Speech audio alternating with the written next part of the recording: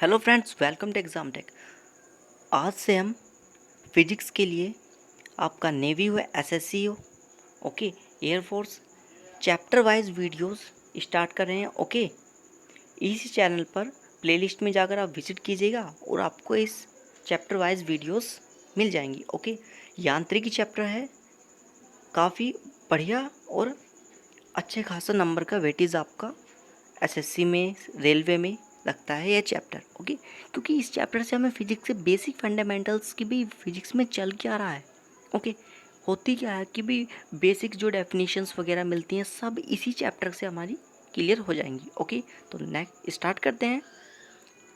Video जैसा भी लगे कमेंट बॉक्स में बता देना। ओके, नेक्स्ट, एक धावक 500 मीटर की परिधि वाले वृत्तीय मैदान के 5 चक्कर लगाता है, उसके द्वारा तय की गई दूरी व विस्थापन बताइएगा।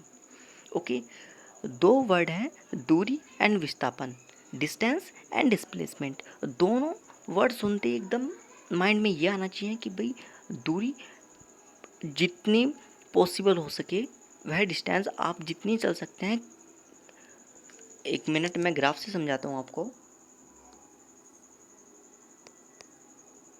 Point A and point B, A से बी तक जाने के कितने रास्ते हो सकते हैं। ओके, कितने ही रास्ते हो सकते हैं, आप ए से बी तक कैसे ही पहुंच सकते हो। ये तो हुई distance and displacement, minimum distance.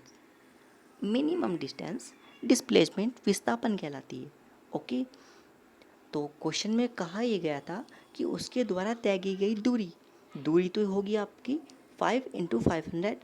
Okay, ये तो आ गई आपकी दूरी, लेकिन विस्थापन जहाँ से उसने स्टार्ट किया था वहीं पर आ गया वापस, कुछ भी डिस्प्लेसमेंट हुआ ही नहीं, तो विस्थापन शून्य। ओके, चलिए नेक्स्ट देखते हैं।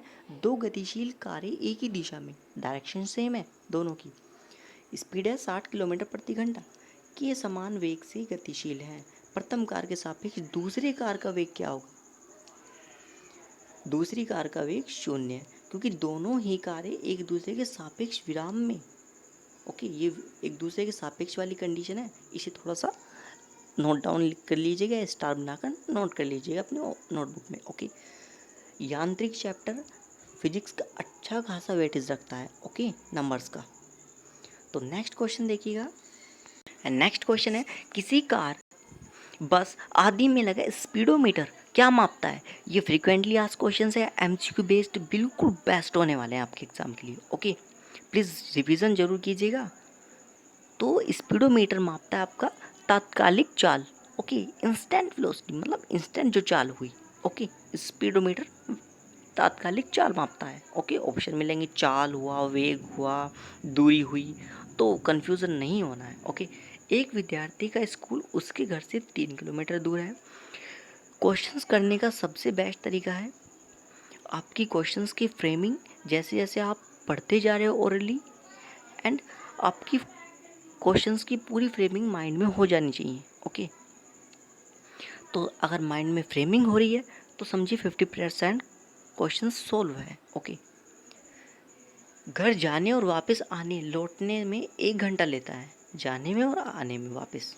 उसकी औसत चाल और औसत वेग कितना होगा। औसत चाल तो 2 × 3। ओके, भाई गया 3 किलोमीटर और वापस 3 किलोमीटर आ गया, तो 1 घंटा। ओके, तो 6 किलोमीटर प्रति घंटा हुआ, लेकिन औसत वेग आया उसका शून्य।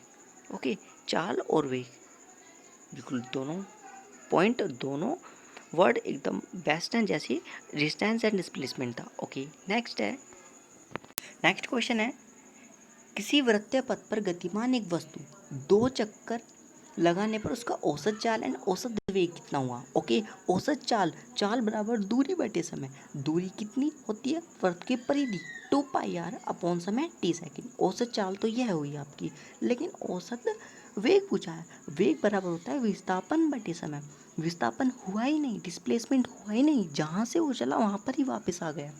ओके, तो वेग होगा आपका औसत वेग, एवरेज जो आपका वेलोसिटी है वह होगी शून्य। नेक्स्ट, एक पिंड नियत चाल से, उसकी जो स्पीड है वो कांस्टेंट है, वक्र पथ पर गतिमान है, पिंड के त्वरण की दिशा होगी पिंड की गति के लंबवत। Okay, perpendicular. जिसमें वो मूव कर रहा है उसके परपेंडिकुलर। ओके, नेक्स्ट है, क्या यह संभव है कि किसी पिंड की चाल अचर हो फिर भी उसकी गति में त्वरण हो?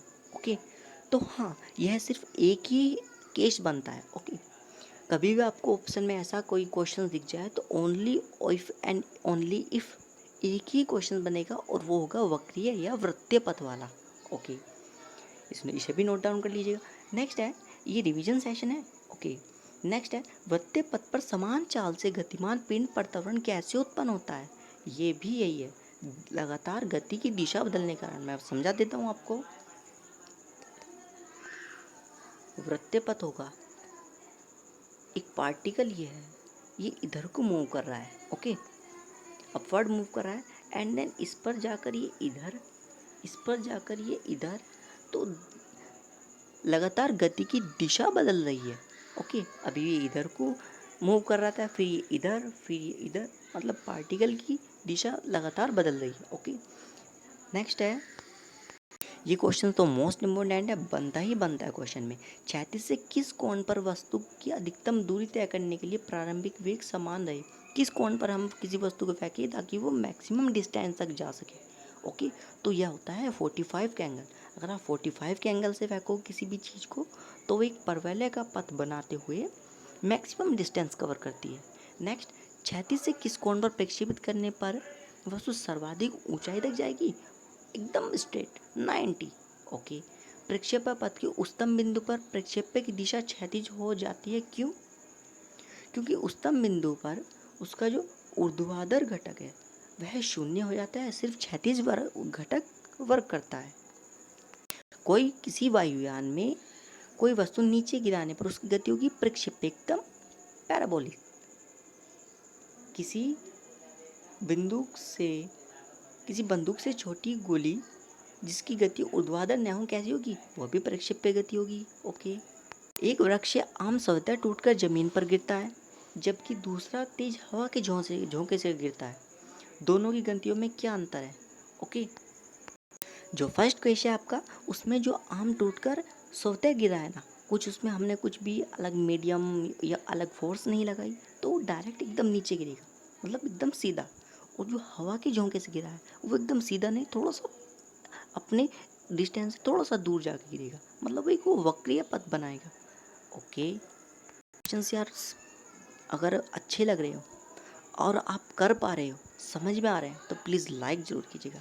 गतिमान बस में कोई व्यक्ति बाहर गेंद फेंकता है तो उसे पथ कैसा दिखेगा और जो बाहर व्यक्ति खड़ा है उसे कैसा दिखेगा? मोस्ट इम्पोर्टेंट है, नोट डाउन कर लीजिएगा। बस में बैठे व्यक्ति को तो सीधा एकदम, कि भी मैंने कुछ चीज़ फेंकी वो सीधी गई एकदम, लेकिन जो बाहर गिर पड़ा है, बाहर जो खड़ा है व्यक्ति है उसे दिखेगा वक्रीय पथ, एकदम परवलयाकार। वेग परिवर्तन की दर, त्वरण, एक्सीलरेशन आपका ओके dv/dt होता है। एक समान वृत्तीय गति में क्या नियत रहेगा? एक समान वृत्तीय गति में चाल नियत। ओके, और क्या बदलता है? आपका वेग। नेक्स्ट है, एक कार आधी दूरी 20 मीटर पर सेकंड और आधी दूरी 30 मीटर पर सेकंड, तो औसत चाल एवरेज वेलोसिटी फाइंड करनी है आपको, कर लेंगे आप इजीली। ओके, गति सदैव सापेक्ष रोटेटिव होती है। ओके, निरपेक्ष, एक मिनट, निरपेक्ष गति का कोई अर्थ नहीं है, यह कथन किसका है? ओके, गति सदैव सापेक्ष होती है, निरपेक्ष गति का कोई अर्थ ही नहीं है, ये कहा था आइंस्टीन ने। क्या किसी वस्तु द्वारा दूसरी वस्तु पर बल लगाने के लिए उसका प्रत्यक्ष संपर्क जरूरी है? नहीं, हम उस पर बिना संपर्क किए भी बल लगा सकते हैं। ओके, आपका मैग्नेटिक, इलेक्ट्रिक। ओके, संपर्क बल के अंतर्गत कौन कौन से बल आते हैं? पेशीय बल, घर्षण बल, संपर्क, मतलब आप किसी चीज़ को जब टच करते हैं, टच करने के बाद जो बल लगाया, पेशीय बल या घर्षण बल। दंत मंजन के ट्यूब में पेस्ट बाहर निकलने से कौन सा बल? आप हाथों से दबाते हैं, अपनी पेशियों से कुछ वर्क करते हैं, पेशीय संपर्क बल। रेलवे में तो भाई रामबाण है रेलवे के लिए। ओके, एयरफोर्स वालों को एग्ज़ाम लगा हुआ है तो उनके लिए तो ये सीज़न बेनिफिशियल है ही है। ओके, गति के नियमों का प्रतिपादन न्यूटन ने, एमआर के लिए भी बेस्ट है भाई। ओके, 1-1 किलो के 2 पिंड है। ओके, 1-1 किलो के 2 पिंड है जिनके बीच की डिस्टेंस कितनी है? 1 मीटर उनके मध्य कितना फोर्स लगेगा, ये भाई साहब आपके न्यूटन ने कहा था। वैल्यू है कैपिटल जी की 6.67 इंटू 10⁻⁻11 न्यूटन। ऊपर फेंकने पर वस्तु नीचे क्यों आती है? गुरुत्वाकर्षण के कारण। बल का सीजीएस मात्रक क्या होता है? Okay, 1 newton is equal to 10⁵ dyne. पूछा ही जाता है 1 न्यूटन इक्वल टू 10⁵ डाइन। ये थोड़ा सा लिखावट ऐसी है। ओके, 10⁵ कर लीजिएगा ऐसे।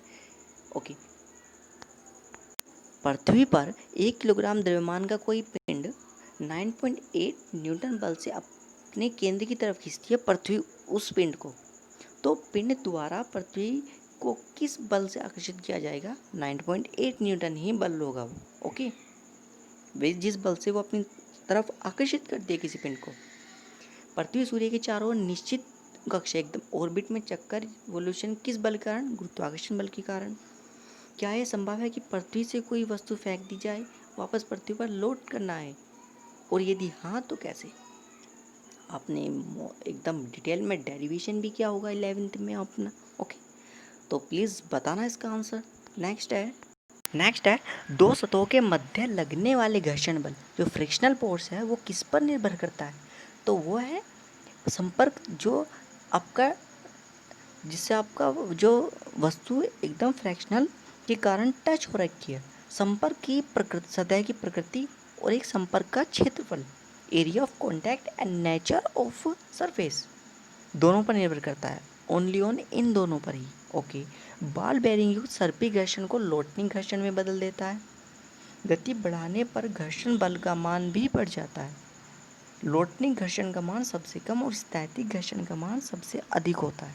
ये कुछ पॉइंट्स थे आपको जो आपको याद रख लेनी चाहिए। ओके, तो मिलते हैं नेक्स्ट वीडियो में। इसके सेकंड पार्ट में हम कंप्लीटली पूरा कर देंगे इस टॉपिक को। ओके, तो मिलते हैं नेक्स्ट वीडियो में। जब तक के लिए जय हिंद, जय भारत।